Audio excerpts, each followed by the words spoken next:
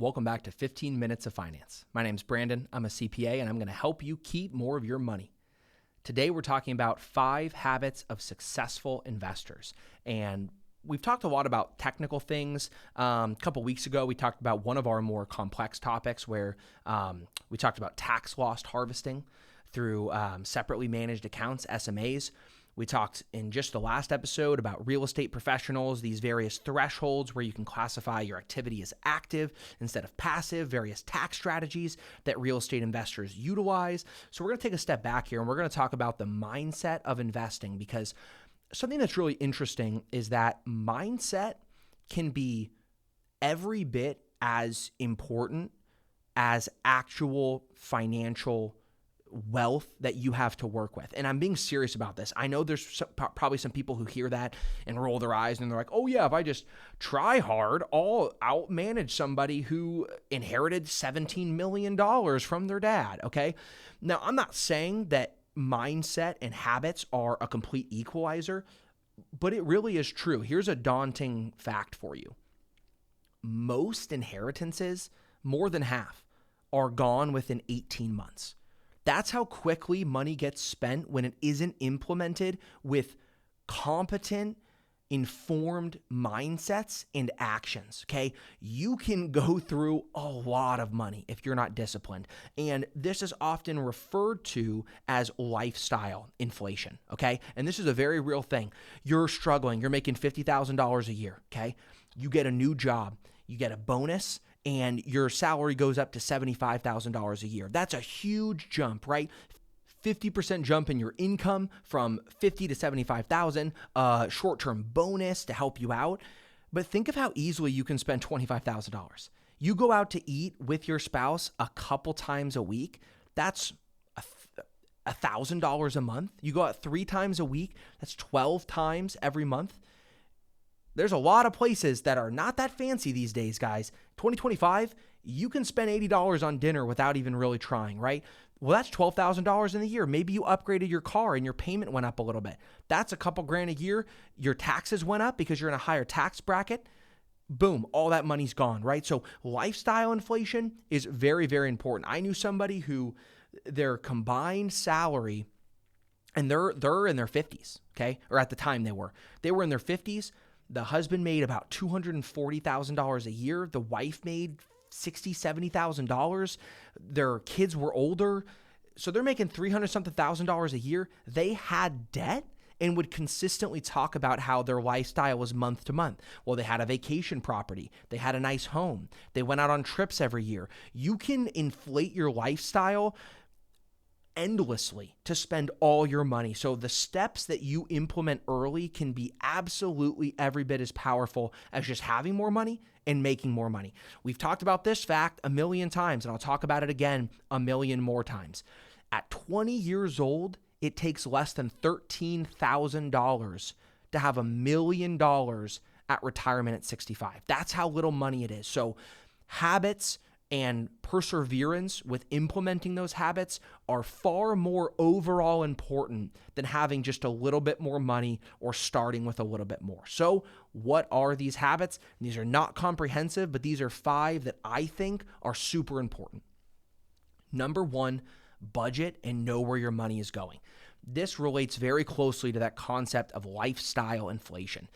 It is so easy to spend such seemingly small amounts of money, and then at the end of the month, you spent $800 more than you planned to on that credit card bill, right? You have to know all the money you're making and all the money you're spending. And if you've never made a formal budget, do it right now. Pause the episode. Don't even listen to the other ones until you've done this step. Every single person has to be budgeting. You have to be budgeting. If Brad Pitt's listening to this, you probably don't have to budget. If you're listening to this, because I know it's not Brad Pitt, you have to budget, okay? You have to. Unless you are disgustingly rich. You got to know where your money comes from, and you have to know where your money goes. Every financial goal and financial decision should start with an actual understanding of what you're working with.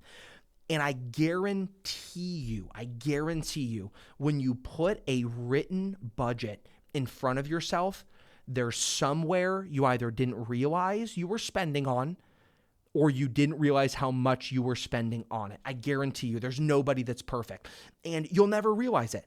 But then you sit down and you go, what did I actually spend money on the last 3 months? Where's my income? And what have I been spending? And what should I spend money on? And then you go, oh, shoot, I'm still subscribed to that one service where I was streaming my favorite show and I haven't watched anything in 3 months. I spent that much eating out last month. I really spent $500 eating out with my girlfriend.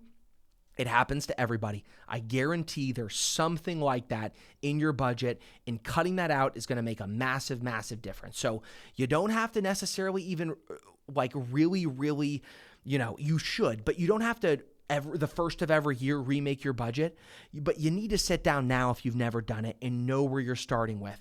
If you get a little raise, yeah, you should retool your budget, but maybe you don't. But if you haven't made one to start with, sit down now.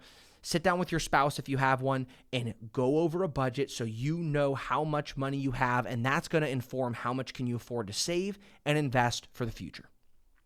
Number 2 is start early. There is nobody that can't achieve financial success. There are probably people who can't become a millionaire, okay? I'm not going to trivialize people's situations. There are people who event after event has just really made it hard for them to save, and they might never have $1 million, but they could probably have a couple $100,000 that with Social Security can help them have a comfortable retirement. Maybe not in Carlsbad, California, but they can have a comfortable retirement because it really doesn't take very much. It only takes $12,000, little over $12,400 at 20 years old to have $1 million in retirement. So if you just want $400,000 in retirement, it takes less than $6,000. Okay, it does not take a lot. So you have to start early. When you're 45, you're going to have to save exponentially more than you would have had to save at 20. And here's the thing, trust me, I get it. I've made bad financial decisions. Okay, let's be open and honest here. Last year, okay, or almost 2 years ago now, my wife and I took the trip of a lifetime around the world. Now, a lot of this was credit card points, and we'll probably have an episode coming up here where we talk about credit card points and the benefits of points, and sort of a fun episode of what can you do with credit card points and taking vacations outside of your normal living standards by saving points and looking for redemption. So we used a lot of points. We also spent a lot of money. There's no way to do it completely on points. It was a 27-day trip across 6 countries. I wouldn't take it back for the world. It wasn't financially savvy. I should have invested that money, but it was amazing, right? So I get it. You're 21 years old and you've got a chance to go to Fiji with your friends, or you're going to take a trip around Europe for your senior year with your best friends. Do it, okay? There's a lot of memories you can make that will outweigh optimal financing. But as much as you're spending on things that you won't remember 20 years from now, that cup of coffee you have every day instead of brewing your own, the eating out at a little nicer place than you probably should have, those things really add up. And if you can start early, there's absolutely nothing that will replace the power of compound interest. When you sit down and you actually do the math and you look at a future value calculator of how powerful compound interest is, the more time you add, you would pay money to just go back in time and be able to start early with the same amount of money. If I had $10,000 now, I would pay $20,000 to be able to go back and invest it 15 years ago. And I would have already earned the money that I spent plus extra. So there's nothing that can replace time. And so tangible steps you can do, even if you're not investing a ton, even if you're not trying to retire a multimillionaire, 2 things you can do the moment you have your first job when you're young. Put enough money deferred into your 401k to make sure you maximize your employer match and try to get as close as you can to maxing your Roth IRA, $7,000 every single year. There's a lot of people whose first job, they don't have $7,000 into their Roth. I get it. It might be $500 the first year. Maybe it's $250. As much as you can, get as close as you can to that max into your Roth every single year, and put enough in your 401k deferred from your salary to maximize your employer match. Those 2 things, even if you're not making optimal investments, hopefully you are. Hopefully you're in things that have low fees. Maybe you're not. But if you can just start early and be diligent with at least those 2 things, your future self will thank you. I guarantee it. Number 3. We're on 3. Number 3 is utilize professionals, okay? I'll start with this. I'm biased when I say this. I'm a CPA and a financial advisor. Of course, I want people to use CPAs and financial advisors. But this is what I would say about this as someone who is biased, but it's important to hear both sides of the coin. There's a lot of places online you can learn how to manage your own money. Here's my pitch as an advisor. We talk to a lot of people who either have questions about their investments, have questions about their taxes, whatever. You don't need a financial advisor to become successful, okay? That's the number one cornerstone of our podcast. Invest early, invest often. You can do it, learn about it, and do it. Do it now, do it diligently, and you can achieve financial success. We believe that. But here's something interesting. Almost nobody who is successful doesn't have an advisor.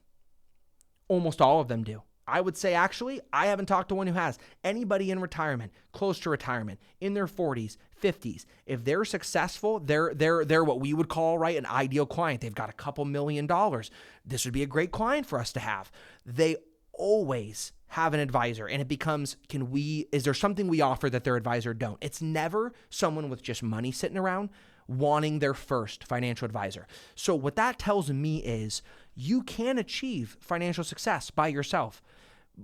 But all the rich people use an advisor, which probably tells you that there is a benefit in just having somebody else take care of it and spending your time doing what you're best at. You can manage your own money. You can invest your own money. Each week, we help you do that. But when you start getting substantial investments, you're probably not going to be as informed and as consistent about optimizing your investments as a professional would. And so usually successful people use an advisor, and it usually works out for them. Now, there are bad advisors out there. We have episodes on how to choose a good advisor and what questions to ask. I'd strongly encourage you to interview multiple advisors, ask good, hard questions, and make sure they're a good advisor who cares about their job and does a good job. But let them grow your money, and you focus your time on your job to keep making more money. It'll probably benefit you in the long run. Number 4, set goals. It's very hard to know how much money you should or need to invest, especially when we talk about number 2, starting early. Well, I could stop going to Starbucks. I could, over the course of a year, I could put an extra $500 into my Roth IRA. Should I? What difference will it make, right? It's very hard in your 20s to maximize your investment decisions month to month because you're like, well, I don't know how much I'm going to have. How much do I need? I don't know what my job's going to be in 20 years. Will I get an inheritance or not? Like, what's my financial picture going to look like? You might be single. Well, maybe I'm going to be married. My spouse's situation is going to impact how much I save. There's so many variables. So it's very hard to figure out, like, what should you be doing? So set goals for yourself. At the very least, how much money do you want in retirement? It might not be a perfect number, but come up with a number. Here's a good rule of thumb. You can relatively get 4 to 6% of your money every year without reducing the amount of money you have. That's a relatively safe sort of liquidation ratio that you can distribute from your portfolio and maintain the value of your portfolio. So use that number, be conservative, say 4%. 4% of what gets me the amount of money I want in retirement. And then that's your retirement number. That's how much you need because 4% of it would pay your bills.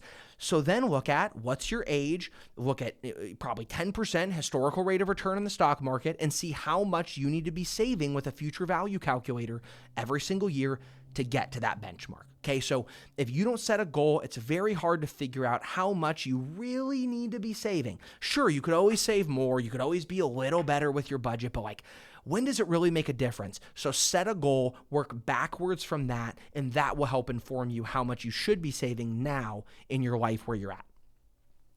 Number 5, look to the future. Don't just save now, okay? This is really going to come down particularly to things like, well, should I invest in my traditional 401k more, which gets me a tax deduction and saves me money? Or should I invest in my Roth IRA that grows tax-free in retirement? Okay, so I'm going to answer the question in the simplest way that I know how to. Will you be in a better financial situation and making more money in retirement than you are now? If the answer is yes, then you should do your best to suck it up, pay the tax bill now, and put money into accounts like Roth 401ks and Roth IRAs that grow tax-free, because you're going to want to not pay taxes when the money has grown 10x and you have more money because you've spent your whole life working hard, and you've got rental properties, and you've got investments, and you've got pensions, and you've got Social Security, and you've got all this income coming in. You're going to want no taxes then, because it's going to save you a lot more money in the long run.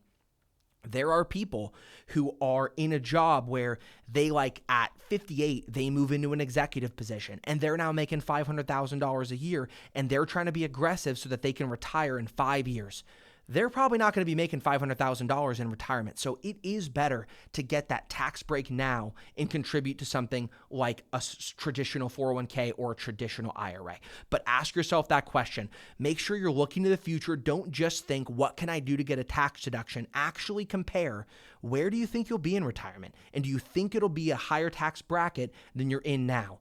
If so, you should really try, if you can, if you're at all able, buckle in, pay the taxes now, and put into tax sheltered accounts, post-tax accounts like Roths, that allow you to have all of that money tax-free in retirement. And here's one last thing to consider when we talk about looking to the future: RMDs. So when you turn 73, you have required minimum distributions that you have to take a certain amount of money out of things like traditional IRAs and traditional 401ks. You don't have that requirement on Roth IRA. So there's the tax consideration, but then there's also the flexibility consideration, where even if you project that you're going to be in a pretty similar tax bracket, so you're not sure how to make that decision based on taxes in retirement versus now, you should also factor in, do you want the flexibility of being able to take as much or as little as you want out of that account in retirement?